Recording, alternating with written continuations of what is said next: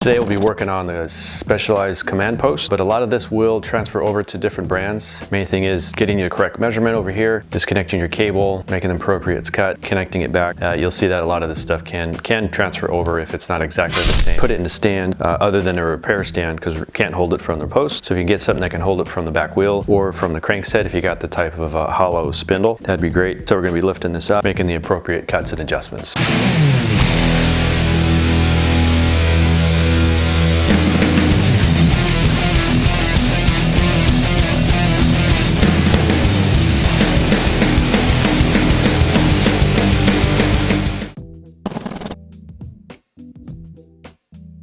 They gave us two different levers. We're going to use the one that's going to sit like this. It's going to look like a thumb trigger for like on a, say, a Shimano. That's going to be, I think, give the best leverage. I think we're going to do clamp. So in this case, it's a, they call it a discrete clamp. It's an 11-speed SLXO trigger. I guess it'll work for 11-speed trigger, tram shifter as well. So we just want to make sure you get this in the right position. Let's slide this guy off, that guy, then your grip would go on. So that's going to sit loose. There's going to be a small bracket right here. These two guys are going to line up. You got two holes here to choose from. You could have it further closer to the end of the bar or a little further in. So I got that guy on backwards. So clamp should be facing forward, and then this guy is going to sit just like that. So let's go ahead and throw a little Loctite on our little clamp right there for the dropper lever. Whoop, a little bit too much. There, you just want a nice thin coat. Maybe wipe a little bit off, wipe that excess off. Definitely have enough. We have a lot of it that filled in between the threads. Don't want to overdo it. So we're just gonna see how we're gonna, usually want that sitting something just like that, just on the inside of your brake. So that means this guy's to rotate, and we're gonna choose a hole. I think I'm gonna choose to have this running more to the inside towards the stem. I always have issues with my thumb knuckle hitting buttons. Just no fun, especially when you don't want it to. All right, so we got that somewhat tight. It's got some tension on there, so we're gonna go ahead and put a grip on so we can kind of size everything up. Just gonna go on like that, push that to the end.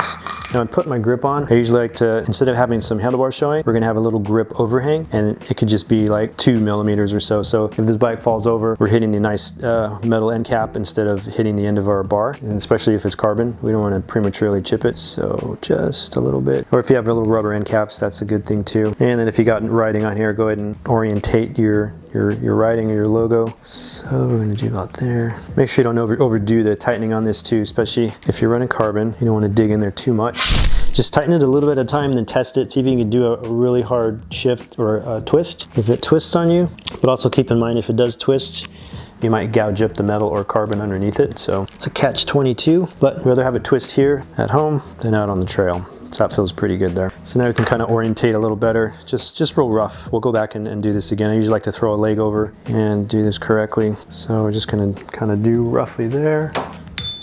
Tighten this bolt up and just slightly snug. And then we can orientate this guy. Grip here, boom, got that going. So that's decent for now. If we have to move a little bit, we can always go back. We're not gonna do any major reconstruction. And tighten this guy up, and just enough to hold it in place.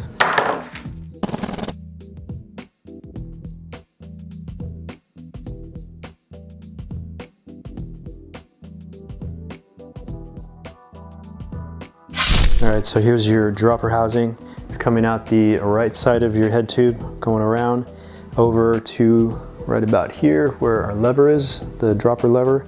So looking pretty good. It's not conflicting with any other cables. We're not intertwining, we're not becoming a big spaghetti mess. So it has its own nice routing right here. And you do want that little nice curvature, because when you turn your bars, you want to make sure that you have enough length. This is going to pull on it. You can always go back and reference the derailleur housing adjustment front. That's the dropper line right here. Got a pretty good curve right here coming out and around.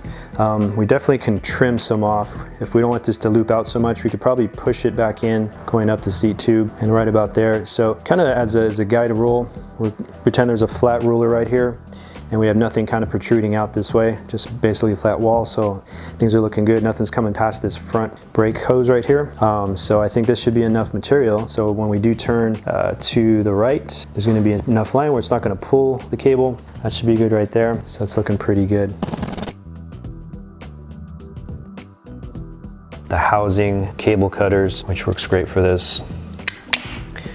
And then I like to use a pick of some type. Something with a little sharp end. This has a little hook tool. Just gonna stick that in there to make sure this is still nice and rounded. Did get squashed closed. A lot of times it will stop the cable from coming through. Now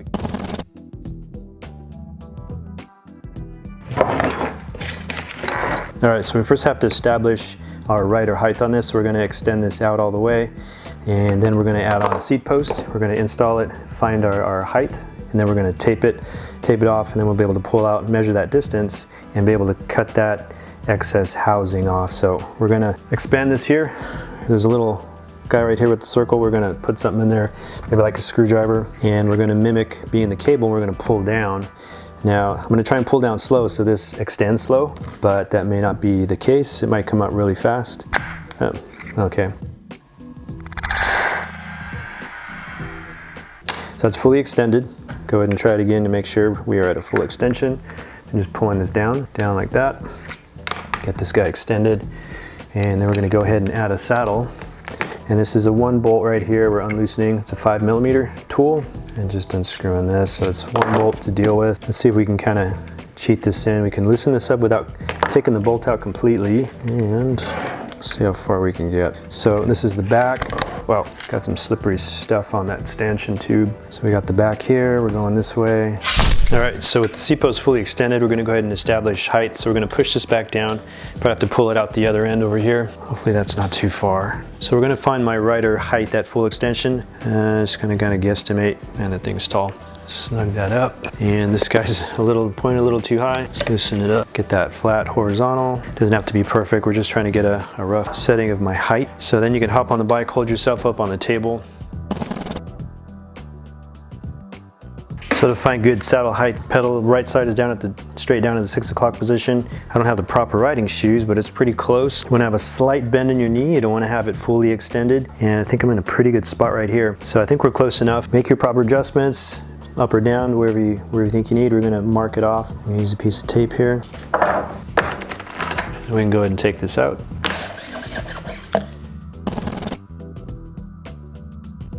So this is where they had us make a measurement. You found your proper saddle height with the extension all the way out. So you were fully extended. So this is all the excess that we're not using. So we're gonna make a measurement from the end of our little harness hardware right here all the way to the bottom of your tape right here. And I measured mine and it came in at about exactly 7 inches. So we're gonna cut 7 inches of this housing, and that's gonna take all that excess out from what we were looking at over near the handlebar. All right, so now we can make sure we got our 7 here. Make your measurements. That's from the end of the ferrule cap, and looks like we got about 7 inches right there. So this is the excess loop that we see over at the handlebar. This is the stuff that's kind of looking forward. It doesn't look that great. It's excess, so I'm gonna cut that, and I'm just gonna use the housing cable cutters, which works great for this. And then I like to use a pick of some type, something with a little sharp end. This has a little hook tool. Just gonna stick that in there to make sure this is still nice and rounded. If it did get squashed closed, a lot of times it will stop the cable from coming through now. All right, going back over to the lever, start feeding your cable back through, and just do 2 or 3 inches at a time. This way we don't kink the cable. If you put a little kink or bend in it, all that bend is gonna do is rub on the inside and cause some friction, and it's gonna cause resistance when you go to try and use this lever. So we try and keep everything nice and smooth running. So now we can go ahead and put it back in our little slot here, and it's gonna seat properly. So push that in there, grab the other end of the cable, just pull gently, make sure everything's seated properly right inside. Want that head to be seated right inside, a bit recessed, and also make sure this housing, the ferrule cap, is in there properly. Sometimes it'll sit on the side and it'll leave you thinking there's probably about 3 or 4, 5, 6 millimeters of space that's there. So make sure that's seated as well. Seated here, that's good. You could even do another little test. Hold the cable gently, hit the lever, nice smooth actuation. Let's go ahead and put a ferrule cap on that. Slide this cap on. If you already cut your cable and your cable is a little bit frayed, go ahead and give it a twist clockwise, see if it'll clean up. And then when you fish your ferrule cap on there, go ahead and twist your ferrule cap in a clockwise motion, kind of gently poking, prodding. If it's too frayed, we're gonna go ahead and cut the tip off so we can get another clean edge, but just cut off what you need. Cut that small, those guys wanna fall all over the floor. If you got pets, you're gonna have to clean that up, try and catch it in your hand. Now we're just gonna try and gently poke and prod and twist clockwise. And this one's being really challenging. All right, and try and get that on as tight as you can. The tighter the ferrule caps sit, no matter if you're doing a brake or hydraulic, the tighter they sit, the better. So anytime you're gonna go actuate, hit those levers, it's gonna, when everything's hooked up, it's gonna wanna push that ferrule cap on tighter and tighter, which is a good thing, but it also creates some slack in your system. So if you can get all the slack out now, the better, but we can always take care of any slack, minor slack with some barrel adjusting. So from the base, the top of this ferrule cap, we're gonna measure 17 millimeters up. So we're measuring from the top of the ferrule cap, 17 millimeters, right about there. And remember, when this barrel cap goes on, the barrel cap is actually going to be a little fatter, so it's going to take up some of those millimeters, which I found out the first time. So we probably want to shoot a little high. Maybe we'll measure about 20 millimeters. And when we finally do attach this on, because we do need to allow space for that the clamp to clamp on. All right, so I'm measuring here from the top of the ferrule cap, 17 millimeters up. I'm actually going to go a little bit higher, so I'm going to round it off to 20 because you'll be able to see this later, but once we put that steel silver barrel on here, it's going to sit a little low. So not sure if 17 millimeters is critical, but let's see. So I'm going to mark this right there.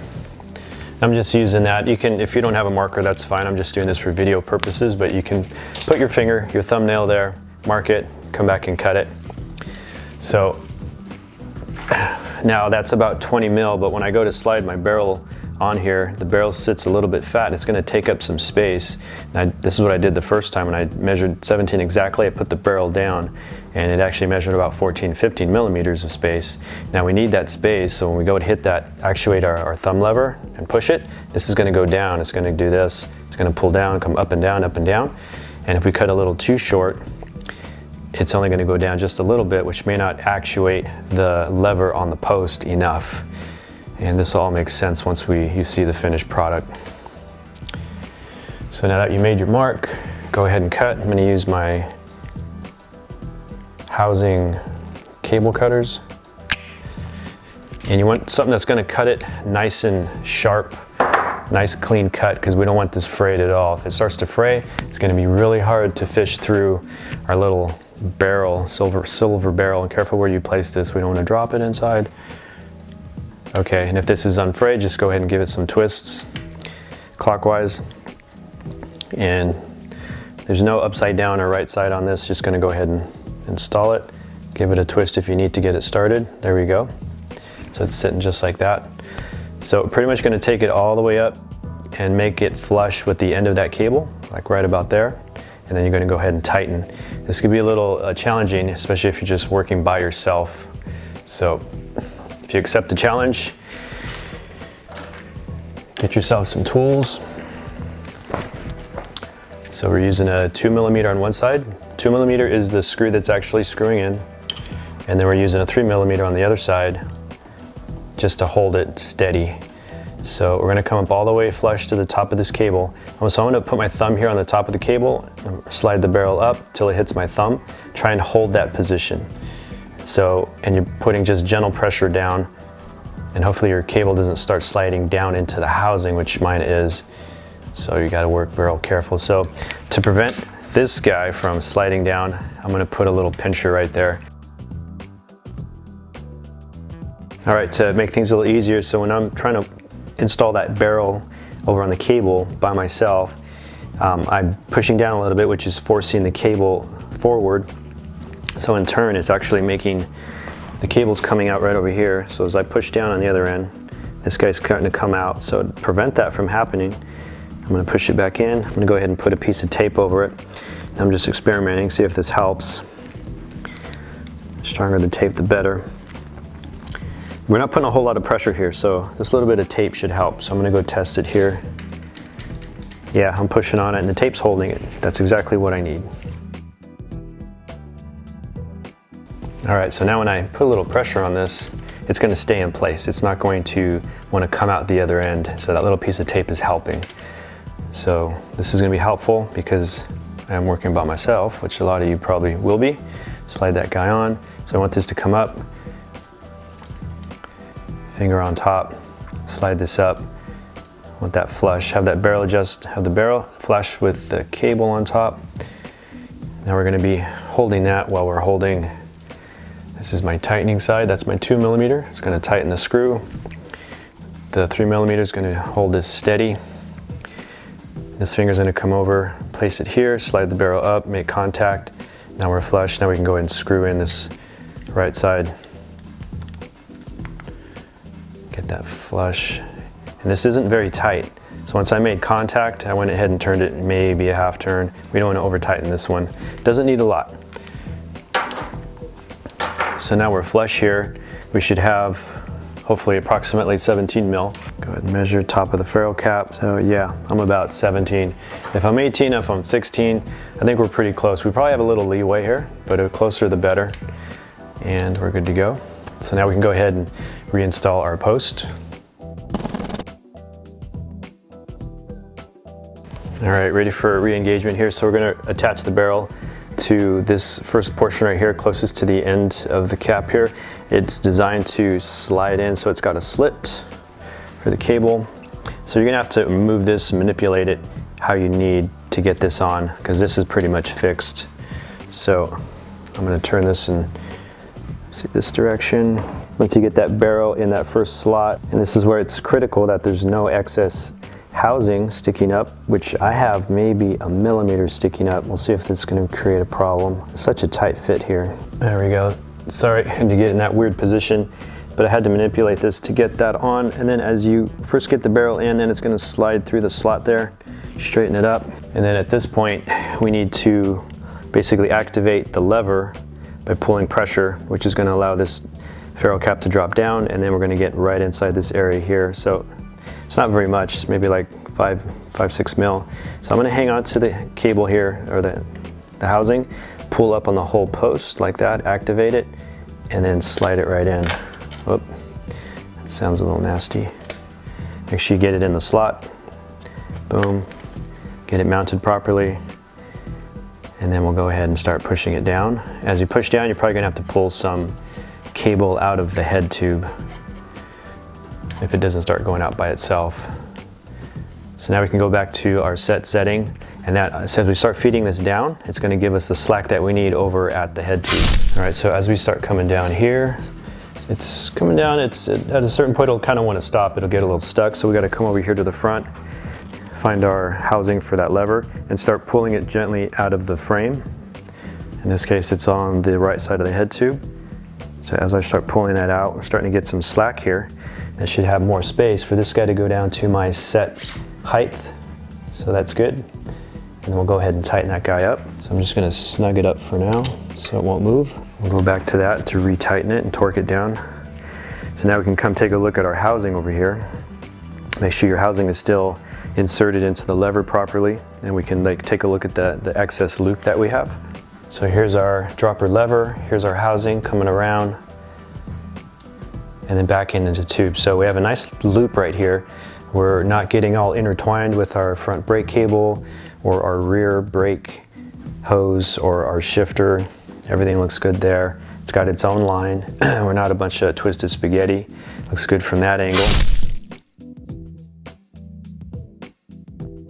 All right, so pretty much what we want when we're looking at the front of the bike, if we're looking at this side view coming in, we want this pretty flat. We don't want one of these housings to be sticking way out here like it was before. So this guy right here, here's our lever for the dropper post coming out. It's actually stopping short of the front brake hose. And then we have our rear brake line here, and then our derailleur line here. So it's going nice, clean shot all by itself. It's not intertwining, looking good there. So I'm pretty happy with that. And when we go to turn our bars, since my lever is on the left side, when I go to turn right, that's when it wants to pull housing, and it's going to make contact a little bit with the head tube because of that, but that's okay. As we turn more, it has plenty of slack to turn all the way. So say the bike does fall over, the bike lands like this, we have plenty of slack here to not tug and pull on that housing, keeping everything intact. So everything looks good. I'm happy with that. So functionality wise, it looks great. It's moving perfect, and visually it looks great as well. We're not sticking out too far. Everything looks good. Slight round bends are good.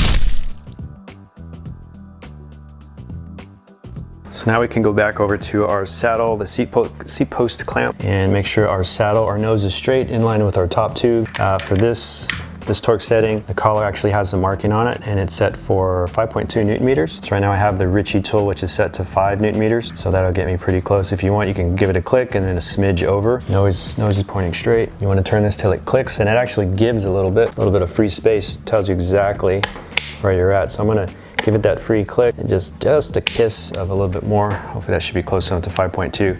And then when you're done, you can actually try and turn your saddle nose like left and right. Just put a little pressure. Of course, you don't want to harm your post, but this is going to ensure that you're not too loose. And if you get movement turning it left or right, then you know something's wrong and something's loose down here. If you're at your full torque spec, then you want to go ahead and use some fiber grip or something that's going to cut down the friction, or actually create friction in there. So there's a type of paste in there that will create friction in there. That way you don't over torque your bolt here, but you'll get the grip that you need. So now we can go ahead and test our system here.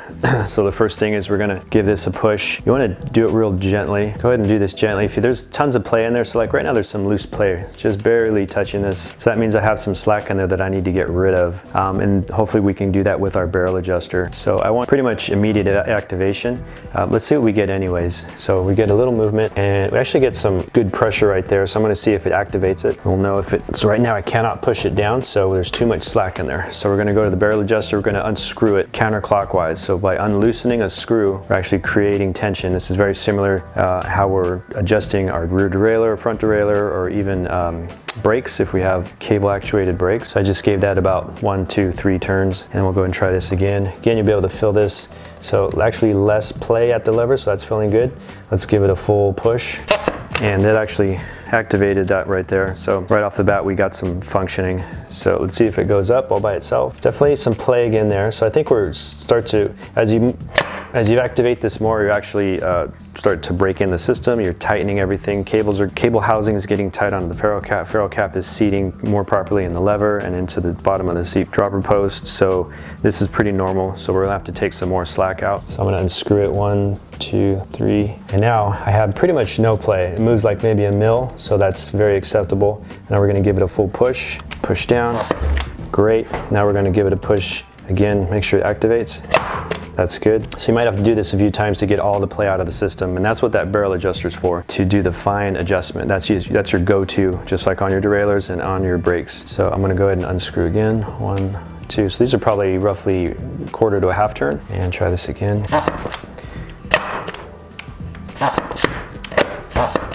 Yeah, so looking pretty good.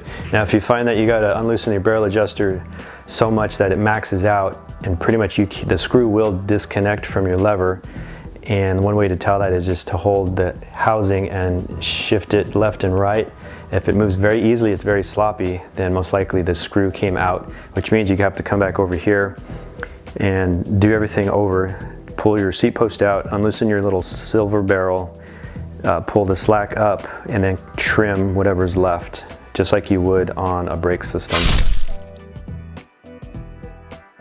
All right, so after all said and done, if you find there's still a little too much play in here, like I got that looseness and my barrel adjuster is almost extended all the way out, we're gonna have to go back and basically repeat what we did before. Pull your post back up, loosen up your little silver barrel, and we're gonna have to pull slack again, measure 17 millimeter, tighten it back up, and trim the top of that barrel, because when we put it back into the hardware of the dropper post, it runs a very tight fit, so we can't have much overhang, and then you'll be able to work the system much better.